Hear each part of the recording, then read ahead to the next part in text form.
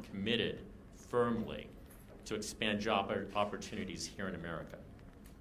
The President knows that apprenticeships offer participants good jobs and freedom from excessive loan debt.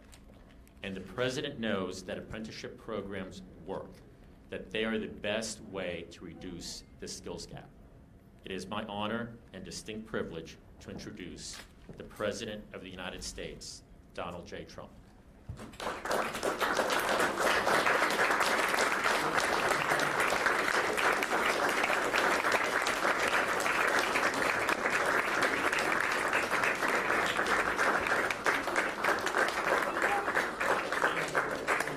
Hello, everybody. Thank you. Good morning. Thank you for all being here. Before beginning today, I'd like to take a moment to again send our thoughts and prayers to my friend and the friend of most of us in this room, Steve Scalise, and his great family as he continues his very brave fight. It's been much more difficult than people even thought at the time. He's in some trouble. He's a great fighter, and he's going to be okay, we hope. I visited Steve and his family at the hospital last night, and I reassured them that the entire country is pulling for them, praying for them, and that we are here for them every single step of the way. America's hearts, and we mean this in the truest sense, sends its love. There are a lot of hearts in this country, great hearts, and they're all sending their love and support to the Scalise family. And Steve, in his own way, may have brought some unity to our long divided country. We've had a very, very divided country for many years. And I have a feeling that Steve has made a great sacrifice, but there could be some unity being brought to our country.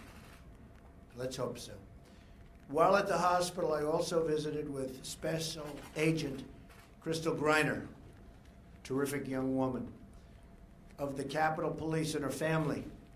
Crystal is one of the 2 Capitol Police officers who saved so many lives through her heroism, along with Special Agent David Bailey.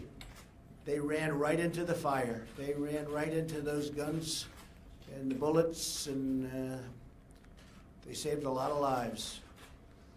America salutes both of their courage. They have great, great courage. We all salute them. We also salute the men and women of the Alexandria Police Fire and Rescue and all of the first responders. The timing and the speed and the professionalism was incredible. They performed with bravery and with skill. Finally, our heartfelt prayers go out to Matt Micah, who was badly wounded in the assault. To Matt's family, anything you need, we are here for you. Hopefully Matt will be okay. In these difficult hours, it's more important than ever to help each other, care for each other, and remind each other that we are all united by our love of our great and beautiful country. We're joined today by Secretary Acosta, Secretary Ross, and Administrator McMahon as we prepare to make a historic announcement to train Americans for the jobs of the future. We have a lot of companies moving into this country. You see the unemployment rate is at a very, very low level. Job enthusiasm and manufacturing, business enthusiasm is at record levels, never been higher. And a lot of good numbers are coming out, including almost $4 trillion in gain to the stock markets. And since the election, $4 trillion. We just signed a big deal yesterday for hundreds of millions of dollars worth of equipment and military equipment going to be made in this country, in our country, for other countries. We've got it going. We have to make sure the people are here and they're going to be well trained. So I want to thank my daughter Ivanka and her leadership. She has worked so hard on this. She understands how important it is. We're training people to have great jobs and high-paying jobs. And we're here today to celebrate the dignity of work. It's really a good term, dignity of work, and the greatness of the American worker, which I've been celebrating for a long time. Probably wouldn't be here if it weren't for the American worker. And the American worker sees what's happening in Michigan and in Ohio and in a lot of places that we've had a huge impact on just in a short period of time that I've been here and this administration has been involved. We have a lot of companies moving in. A lot of plants are going to be built. A lot of plants are being expanded. And big ones are going to be announced very soon. We're going to hear some very big names that I can't tell you about now. We want to get them signed on the dotted line. We don't want to talk too quickly. It's called sign them on the dotted line, right? In just a few moments, I'll be signing an executive order to expand apprenticeships and vocational training to help all Americans find a rewarding career, earn a great living, and support themselves and their families, and love going to work in the morning. We will be removing federal restrictions that have prevented many different industries from creating apprenticeship programs. We have regulations on top of regulations, and in history, nobody has gotten rid of so many regulations as the Trump administration. And that's one of the reasons that you see the jobs and the companies all kicking in so strongly. I think some very good numbers are going to be announced, by the way, in the very near future as to GDP. So we're empowering these companies, these unions, industry groups, federal agencies to go out and create new apprenticeships for millions of our citizens. Apprenticeships place students into great jobs without the crippling debt of traditional four-year college degrees. Instead, apprentices earn while they learn, which is an expression we're using, earn while you learn. We're joined today by apprentices who know firsthand how these programs can bring new hope and new opportunities. We're also joined by some of the country's great governors, and I appreciate them very, very much for being here. We just had a meeting in the cabinet room. Charles Robel is here with us from Wisconsin, where I just left, actually, yesterday. I was with Governor Walker.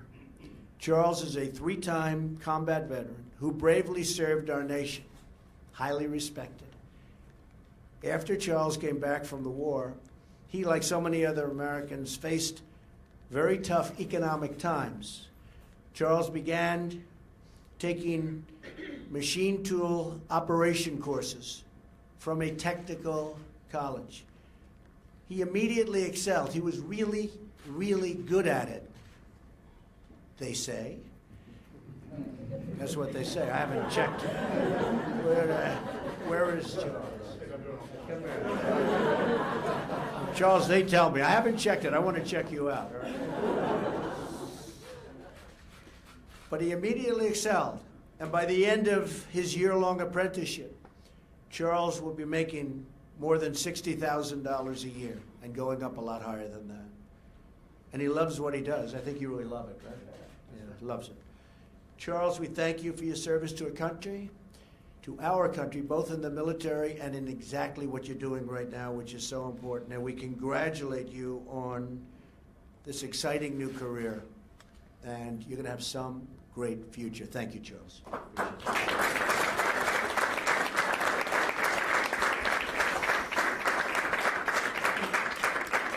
Each of the apprentices here today has their own story and their own dreams. That's what they are, dreams.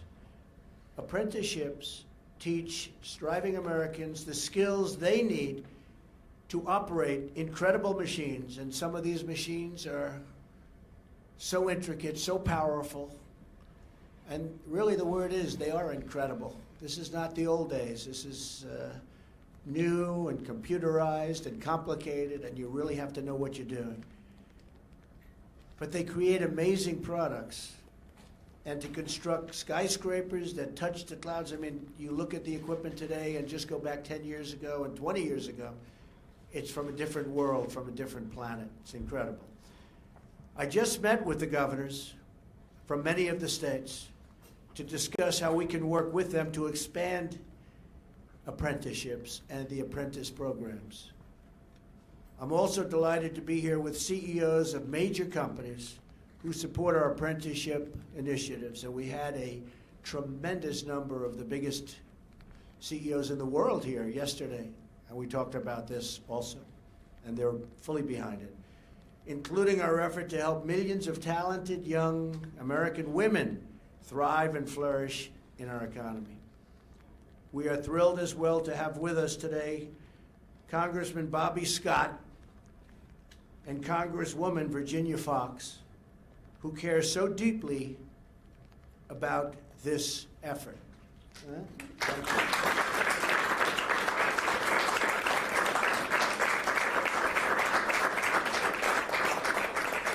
The strength of our nation will be determined by our ability to keep jobs in America. And we're going to keep them in America. You're not going to have companies fleeing like in the past. There's going to be a big price to pay for companies that want to leave, fire their workers, build a plant outside of this country, and think they're going to sell their product right back into the United States. It's going to be a big price to pay. But we want to keep jobs in America, and we want to train people and hire American workers to fill those jobs. And that's exactly what we're doing, and we're really doing a job of it. And I just want to thank all of our secretaries and everybody involved in the process. Not only will our apprentices transform their lives, but they will also transform our lives in the truest sense. Today's apprentices will construct the roads and bridges that move our citizens. They will bend the metal and steel that shape our cities, and they will pioneer the new technology that drives our commerce. But as we train the next generation of Americans to do their jobs, all of us here today have to do our jobs. We have to join forces, join hands, and join together to restore the American dream for all of our people. And one of the parts of the American dream is we're going to come down very, very hard, and we already have. You've seen what's going on the border, on this massive drug problem that we have in the United States, and frankly that other countries have also. And we're coming down very, very hard on it. And if we don't, it's called shame on us. So everybody that's worked so hard on this program and everybody in this room, including the reporters, God bless you. God bless America. And let's go out and let's do a really terrific job with the apprentice program. Thank you very much. Thank you very much. Appreciate it.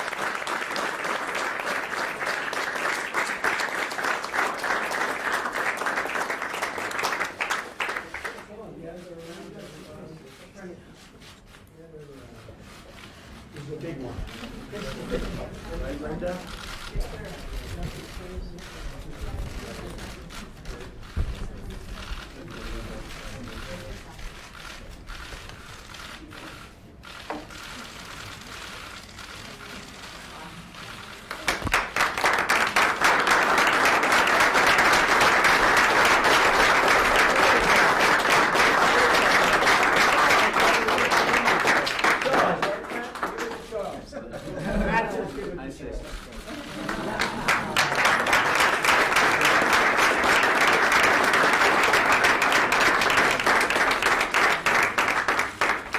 Thank you very much. Mr. President, do you believe that you are under investigation now? Mr. President, do you now believe? Do you want to respond on camera to the Washington Post report, Mr. President? Thank you all. You can answer for him. Gary's button.